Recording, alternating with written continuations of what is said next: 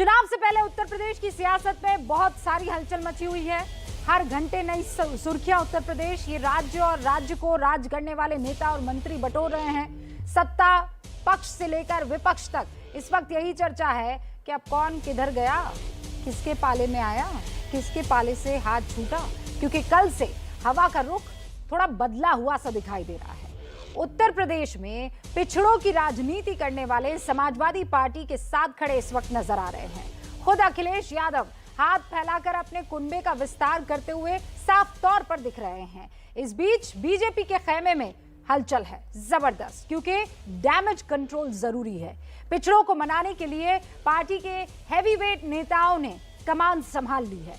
पिछड़ों को लेकर इस रस्साकशी की वजह कुछ आंकड़ों से आपको समझाने की कोशिश करती हूं। दरअसल उत्तर प्रदेश में पिछड़ों का जो वोट है वो हार जीत तय करता ही है।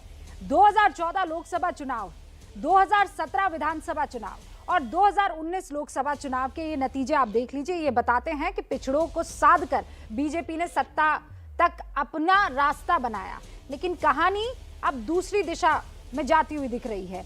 आज की हुंकार पिछड़ों को लेकर चल रही इसी सियासी खींचतान पर रहेगी।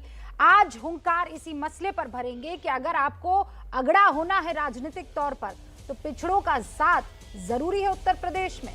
लेकिन पहले आप इस रिपोर्ट को देखिए।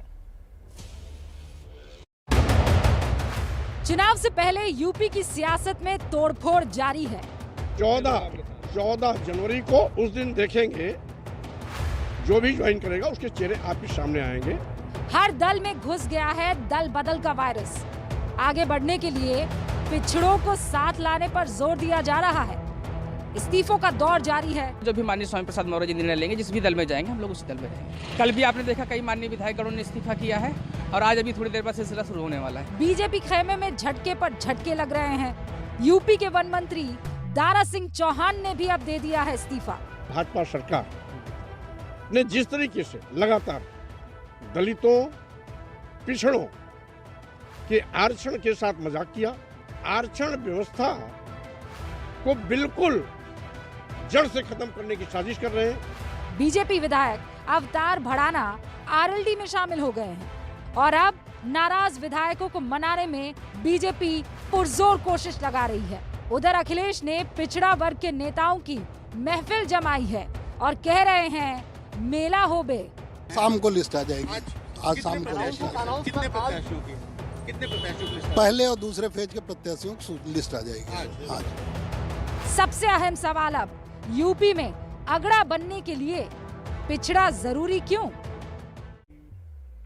सारे खास मेहमान हमारे साथ जुड़ चुके हैं, जरा उनसे आपका तारुफ करवा देती हूँ। सबसे पहले आपको समाजवादी पार्टी के प्रवक्ता से मिलवा दूं। अनुराग भदौरिया हमारे साथ जुड़ चुके हैं।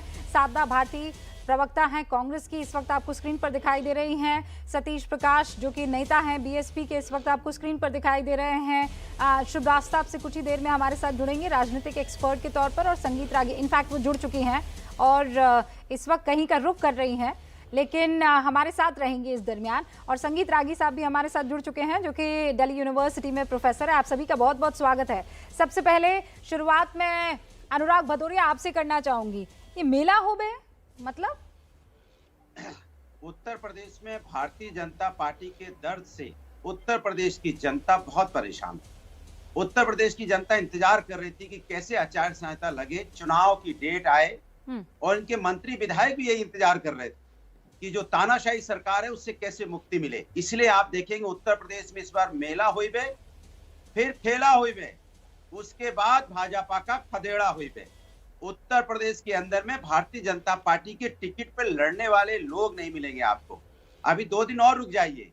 भारतीय जनता पार्टी जिस तरह से पुराने केसेस देखिए अब उखाड़ने लगी ना, अब जैसे ही स्वामी प्रसाद इनके जो हमारे मौर्य जी जैसे ही आए, वैसे ही उनका देखिए किस तरह से उनके ऊपर में केसेस निकलने लगे। ये हालत है उत्तर प्रदेश की। उत्तर प्रदेश की सरकार परेशान, हताश है। अब ये हथकंडा अपनाना चाहते हैं। अब ये केसेस पुराने एफआईआर ये वो खोजेंगे, लेकिन कोई फायदा नहीं है। जनता ने आपके ऊपर में आपको हटाने की एफआईआर कर दी है। अच्छा, जनता ने एफआईआर कर दी है। अनुराग भाई एक बात तो बताइए, उत्तर प्रदेश में नहीं रहेगी। आप बगैर बीजेपी के जीत नहीं पाएंगे? भारतीय जनता पार्टी, अरे भारतीय जनता पार्टी खत्म हो गई। भारतीय जनता पार्टी है कहाँ जो आप उसका नाम ले रहे हैं? सवाल का जवाब दीजिए ना। आपका सवाल का जवाब है, जब तक बीजेपी के नेता आपके पास नहीं आएंगे आप लोग जीत नहीं पाएंगे। ये बीजेपी के नेता नहीं है, जनता के नेता हैं। बीजेपी के नेता जो हैं वो आप जानती हैं, उनको बताने की जरूरत नहीं है। ये जनता के नेता थे। ये कुछ दिन तक इधर उधर थे, लेकिन उनकी समस्या का समाधान सरकार ने नहीं किया।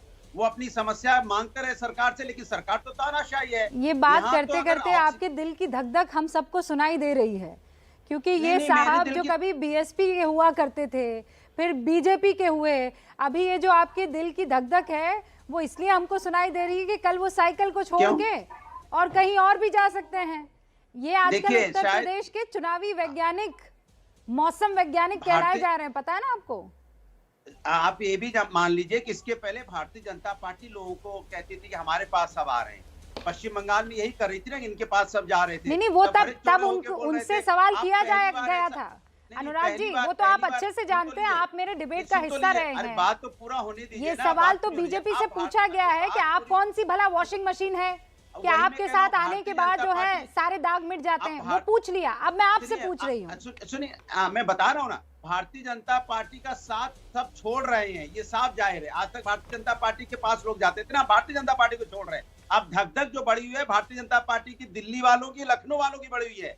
इनसे पूछिए जो इनकी नींद उड़ गई है कि इनके पता नहीं कौन और लोग रहेंगे कि नहीं रहेंगे। इनसे जरा ये पूछ लीजिए कि क्या पूरी कैबिनेट तो नहीं चली आएगी, या बीजेपी खत्म हो जाएगी, या बीजेपी का नामो निशान मिट जाएगा। बीजेपी का नामो निशान मिट जाएगा। आपने पूरी तैयारी कर ली है शुभ रास्ता।